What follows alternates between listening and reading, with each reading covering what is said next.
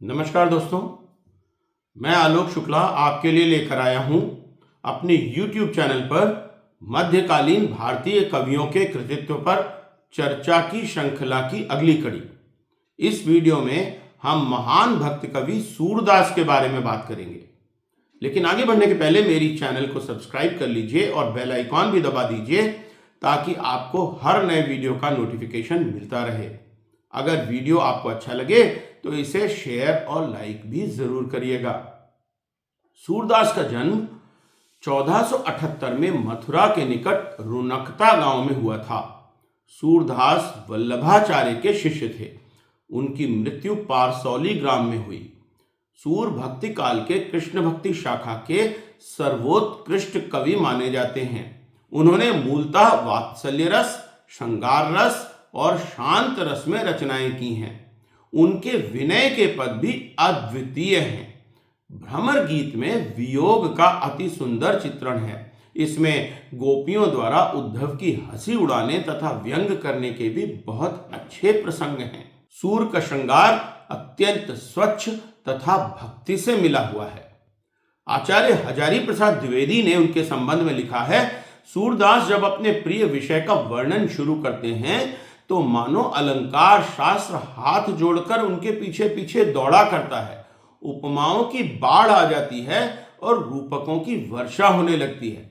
सूरदास जी ने कुछ दृष्टकूट पद भी लिखे हैं जिनके अर्थ गूढ़ हैं।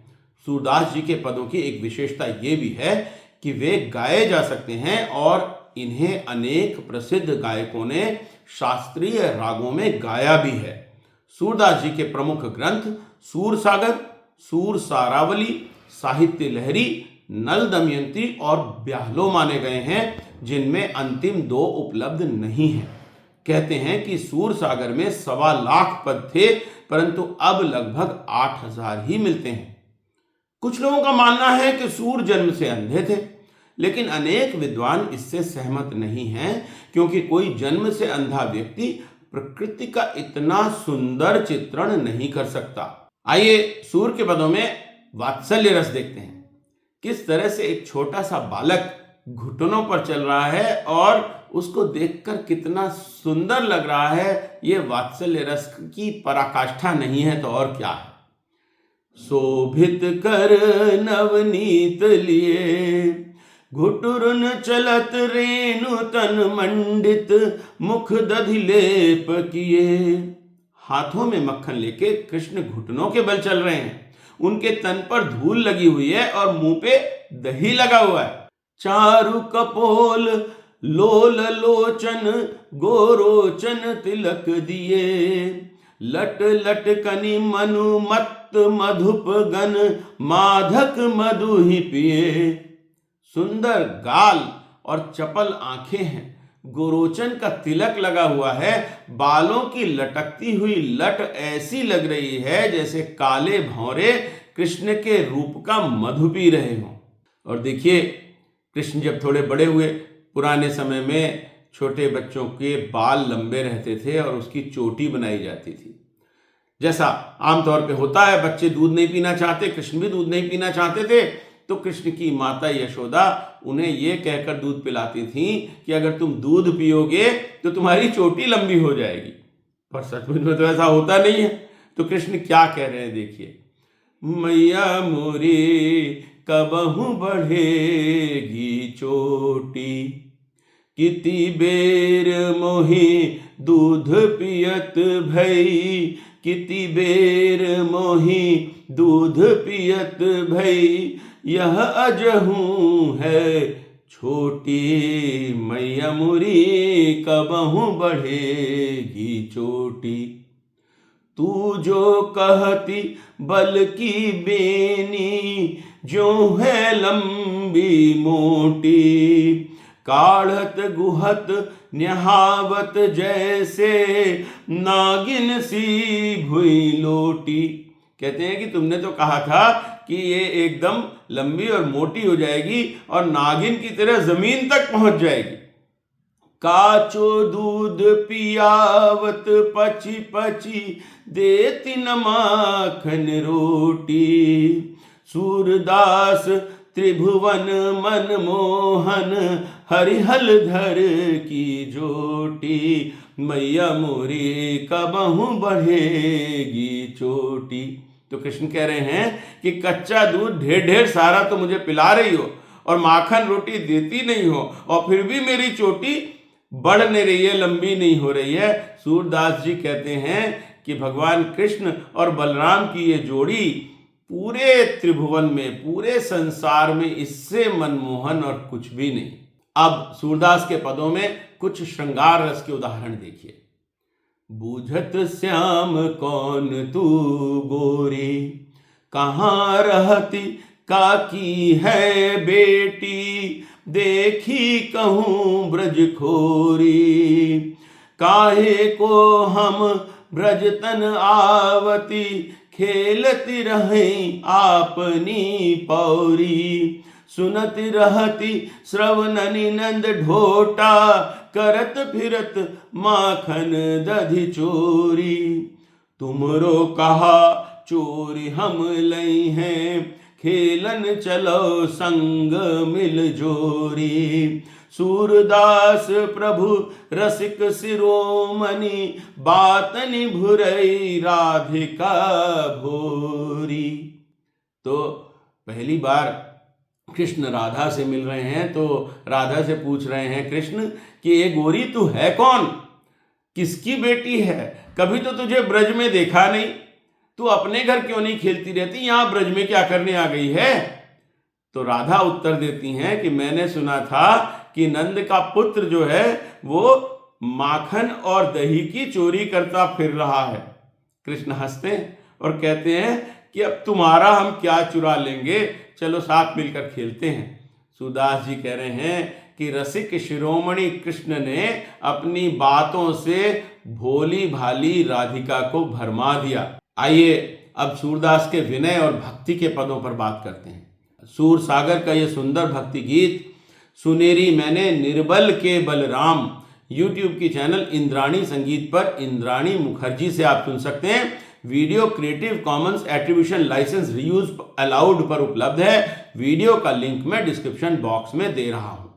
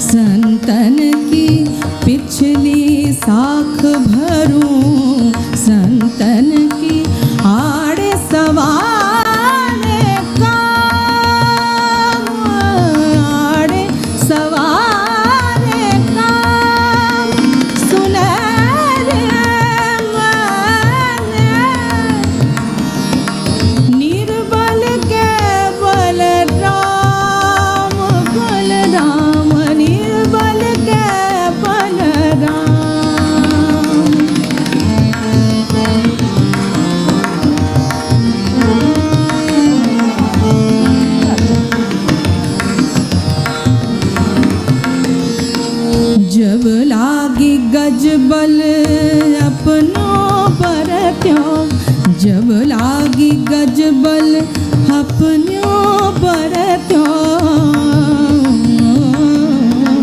जब लागी गज बल अपनों पर त्यों, जब लागी गज बल अपनों पर त्यों, नेक सरियो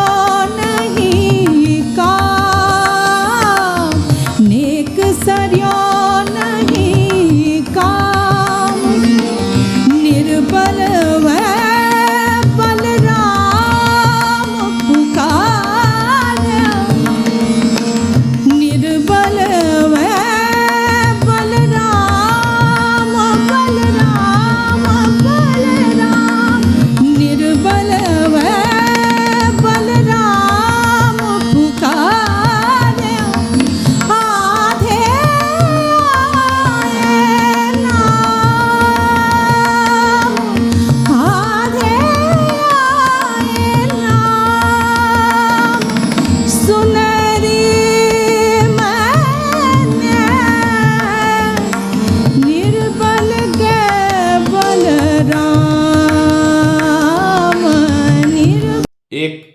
बहुत ही पॉपुलर भजन है, प्रभु जी मोरे अवगुण चित न धरो, या हमारे प्रभु अवगुण चित न धरो। ये आप इसको देखेंगे तो YouTube पर इसके न जाने कितने वीडियो उपलब्ध हैं। मैं आपको YouTube की चैनल ऋचा दुबे पर Creative Commons attribution licence reuse allowed के अंतर्गत उपलब्ध ये भजन सुना रहा हूं और वीडियो का लिंक डिस्क्रिप्शन बॉक्स में दे रहा हूं।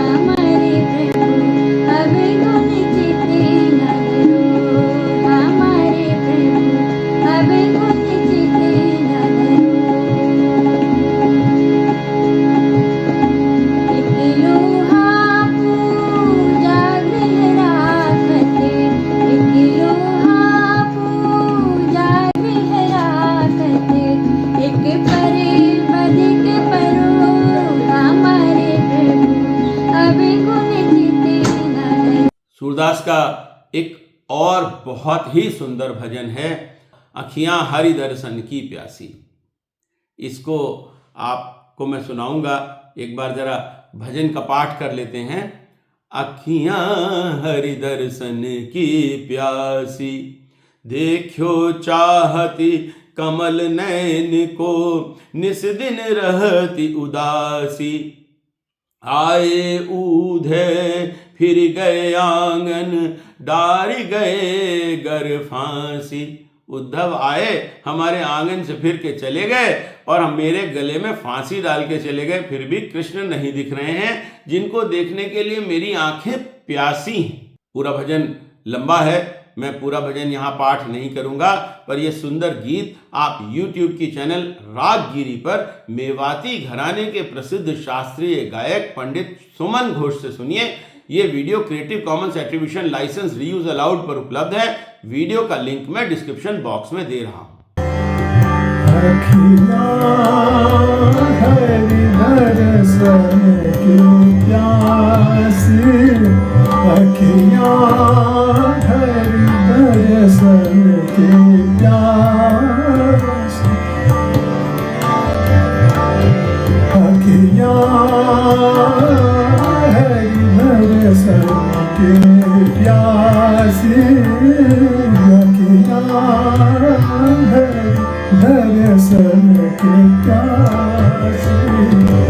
देखो चाहत कमल नयन को, देखो चाहत कमल नयन को, निस दिन रहत उदासी,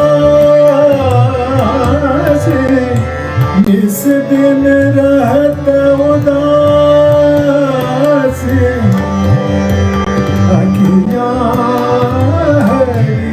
दर्शन के प्यासी, दर्शन के प्यासी। देखो जात कमल नयन को, निस दिन रहत उदासी, निस दिन रहत उदासी, निस दिन रहत उदासी। अखियां दर्शन के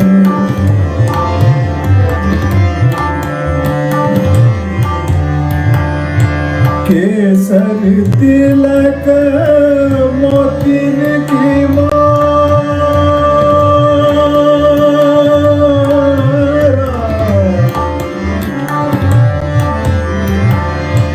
केसर तिलक मोतिन की माला, वृंदावन के वासे वृंदावन के वासे नेह लगाए त्याग लगाए त्याग कत्रिन सनी डार गयो कल फासे डार गयो गल फासे लखिया दर्शन भ्रमर गीत में वियोग श्रृंगार की वानगी देखते ही बनती है। देखिए यहाँ पर वियोग में गोपियां क्या कह रही हैं। ऊधो मन न भय 10-20 एक हुतो सो गयो श्याम संग को अब राधे ईस शिथिल भय सब ही माधो बिनु जथा देह बिनु शीस श्वासा अटकी रही आशा लगी जीवहि कोटि बरीस तुम तो सखा श्याम सुंदर के सकल जोग के ईस सूरदास रसिकन की बतियां पूर्वो मन जगदीश ऊधो मन न भय 10-20 गोपियां कह रही हैं कि मारे 10-20 मन तो है नहीं, एक ही मन था, वो तो श्याम के संग चला गया। अब कौन ईश्वर की प्रार्थना करे, कौन निर्गुण की प्रार्थना करे। ये एक और बहुत सुंदर पद देखिए जिसमें गोपियों के विरह का वर्णन है। गोपियां वृंदावन में मधुबन से कह रही हैं कि कृष्ण के चले जाने के बाद भी तुम जल क्यों नहीं गए, अभी तक हरे भरे कैसे हो। मधुबन तुम क्यों रहत हरे विरह वियोग श्याम सुंदर के ठाड़े क्यों न जरे। मधुबन तुम क्यों रहत हरे। इस सुंदर पद को आप रतन कुमार की आवाज में YouTube की चैनल उत्तम कुमार पर Creative Commons attribution licence reuse allowed में उपलब्ध इस वीडियो में सुन सकते हैं। वीडियो का लिंक मैं डिस्क्रिप्शन बॉक्स में दे रहा हूं। मधुबन तुम क्यों रहत हरे मधुबन तुम क्यों रहत हरे मधुबन तुम क्यों रहत हरे मधुबन तुम क्यों रहत हरे मधुबन तुम क्यों रहत हरे मधुबन तुम क्यों रहत हरे विरह वियोग श्याम सुंदर के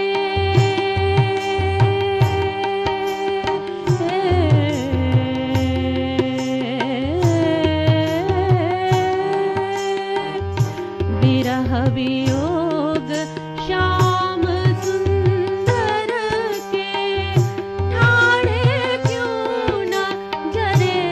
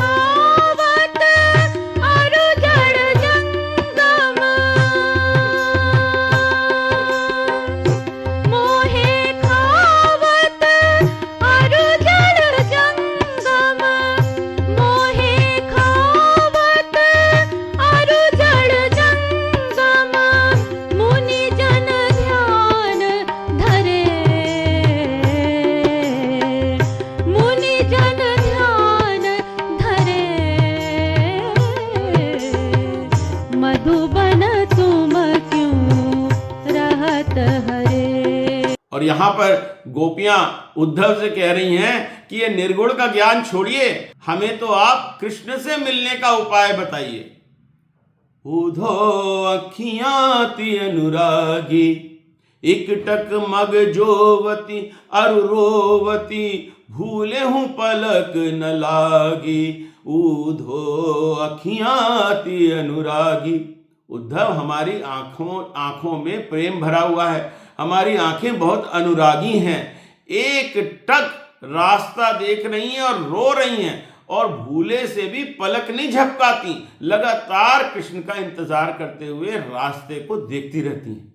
इस पद को आप YouTube के चैनल रागगिरी पर Creative Commons attribution licence reuse allowed के अंतर्गत उपलब्ध इस वीडियो में शास्त्रीय गायिका कल्पनी कोमकली की आवाज में सुन सकते हैं। वीडियो का लिंक मैं डिस्क्रिप्शन बॉक्स में दे रहा हूं। उधो आय आय, उधो अखियां अति अनुरागी अनुरागी। उधो अखियां अति अनुरागी अनुरागी। इकटक मग जोबती, इकटक मग जोबती, अरुरोवती, भूले हूँ पलक न लागी न लागी। उधो अखियां अति अनुरागी अनुरागी। उधो अखियां अति अनुरागी अनुरागी। बिन पावस पावस ऋतु आई, बिन पावस बिन पावस पावस ऋतु आई। देखत है विद्वान अब धोखा कियो चाहत है। छांडहु निरगुण ज्ञान निरगुण ज्ञान। उधो अखियां अति अनुरागी अनुरागी।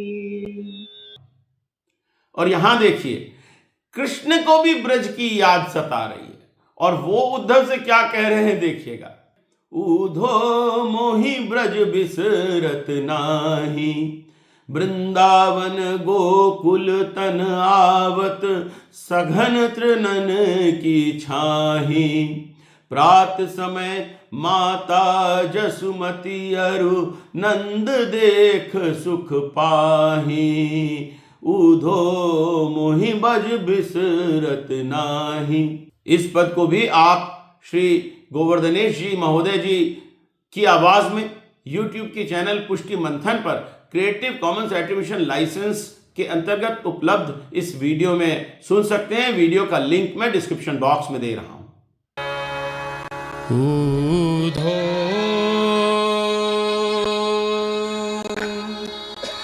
मोहे ब्रज बिसरत नाही। उधो मोहे ब्रज बिसरत नाही। वृंदावन गोकुलवन उपवन। वृंदावन गोकुलवन उपवन। सघन कुंज की छाई। उधो ब्रज बिसरत नाही। ऊधो मोहि ब्रज बिसरत नाही।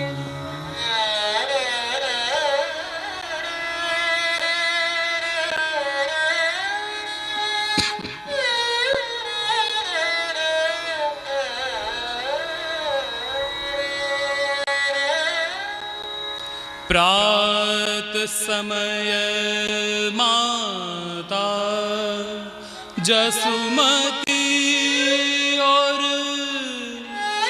नौद देखी सुख पावत। प्रात समय माता जसुमती और नौद देखी सुख पावत। माखन रोटी दह्यो सजाओ। माखन रोटी दह्यो सजाओ। अति हित साथ खवावत। ऊधो ऊधो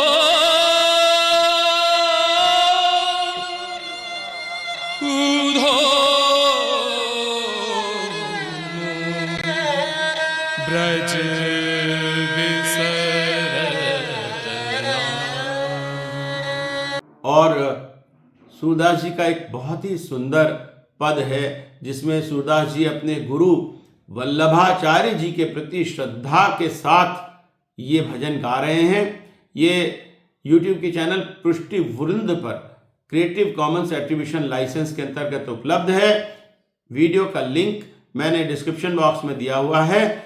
आप इस सुंदर भजन को सुनिए।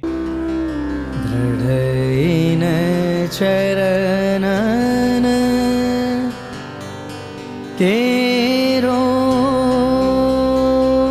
भरोसो।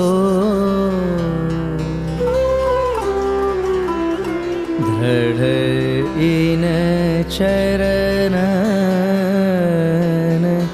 तेरो।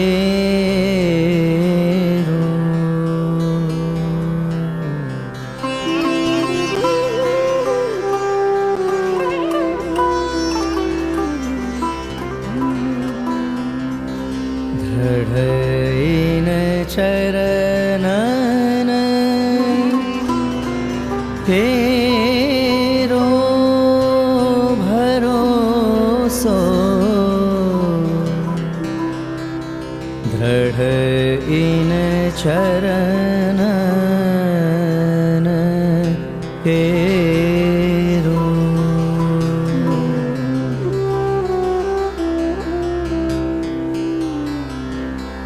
श्रीवल्लभ नखचंद्र छटाभिन सब जग माज अंधेरो भरोसो।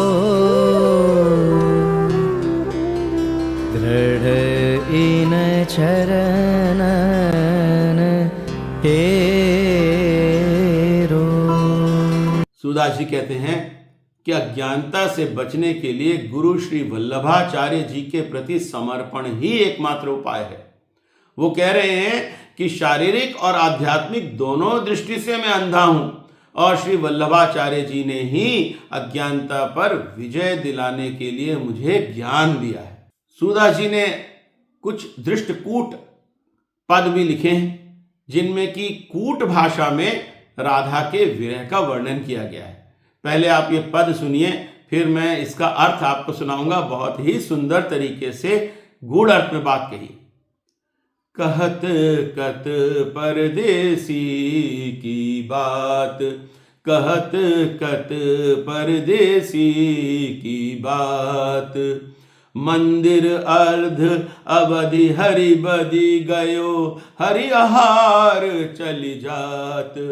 अजया भख अनुसारत नाही, कैसे किरैन सिरात।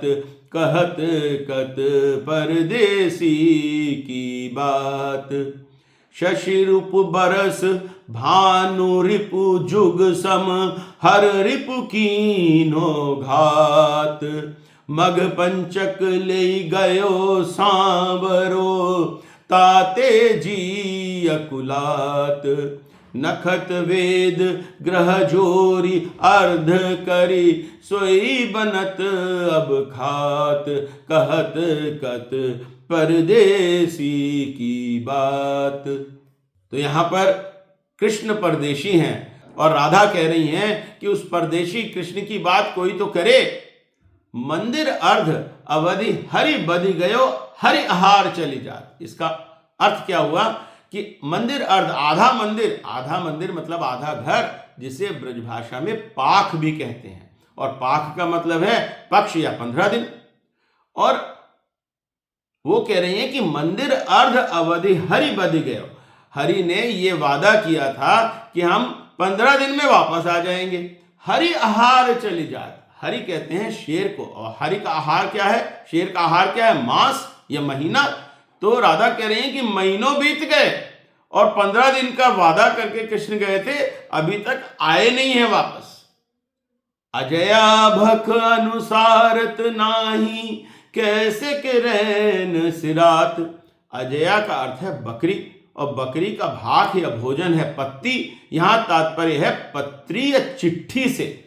तो राधा कह रही हैं कि चिट्ठी तक तो लिखते नहीं हैं, रैन कैसे सिराए, रात कैसे बीते। शशि रिपु बरस भानु रिपु जुग सम, हर रिपु कीनो घात। शशि या चंद्रमा का रिपु कौन है? चंद्रमा का शत्रु जो है वो दिन का समय है, क्योंकि दिन के समय चंद्रमा नहीं दिखता। तो वो कह रहे हैं कि दिन जो है वो एक वर्ष के समान बीत रहा है। भानु रिपु, भानु का अर्थ है सूर्य, सूर्य का रिपु कौन है? रात है, रात को सूर्य नहीं दिखती। तो सूर्य का रिपु कौन है? रात है, रात को सूर्य नहीं दिखता। तो भानु रिपु जुगसम, मतलब रात जो है वो एक युग के समान बीत रही है। और हर रिपु, हर कहते हैं महादेव को, भगवान शंकर को, उनका रिपु कौन है? कामदेव। तो हर रिपु कीनो घात, मतलब कामदेव मेरे हृदय को जला रहे हैं, कामदेव घात कर रहे हैं। पूरा जो रात का समय है और दिन का समय है मेरा बीतता नहीं है। दिन तो वर्ष के समान बीतता है, रात युग के समान बीतती है। कामदेव मेरे हृदय को आघात कर रहे हैं। मग पंचक ले गयो सांवरो, ताते जी अकुलात। मग पंचक मतलब मघा नक्षत्र से 5वां। तो क्या हुआ? मघा पूर्वा फाल्गुनी, उत्तरा फाल्गुनी, हस्त एवं चित्रा, और चित्रा से हुआ चित्त यानी मन। मेरा मन तो वो सावरा कृष्ण ले गया, इसीलिए मेरा जी अकुला रहा है। नखत वेद ग्रह जोरी अर्ध करी, सारे नक्षत्रों और वेदों को जोड़कर आधा कर दिया। नक्षत्र होते हैं 27, वेद होते हैं 4 और ग्रह होते हैं 9। तो अगर आप 27, 4 और 9 को जोड़ेंगे तो 40 हुए, और 40 का अर्ध करी, आधा किया, तो उसका अर्थ हुआ 20। और 20 का मतलब यहां पर है विष। तो वो कह रहे हैं नखत वेद ग्रह जोरी अर्ध करी, सोई बनत अब खात। अब सिर्फ विष खाने की ही इच्छा रह गई है, विष ही खाते बन रहा है मुझसे, ताकि मैं अपनी जान दे दूं। सूरदास वश भई विरह के, कर्मी जे पछतात। तो राधा जो है वो विरह के वश में हाथ मल मल के पछता रही। तो आपने देखा कि किस तरीके से, कहां से अर्थ क्या निकाल के, कितना सुंदर गूढ़ अर्थ के साथ सूरदास जी ने यह पद लिखा है। तो आज के लिए इतना ही। जल्दी ही फिर मिलेंगे किसी अन्य महान भारतीय कवि के कृतित्व पर चर्चा के लिए। तब तक के लिए नमस्कार।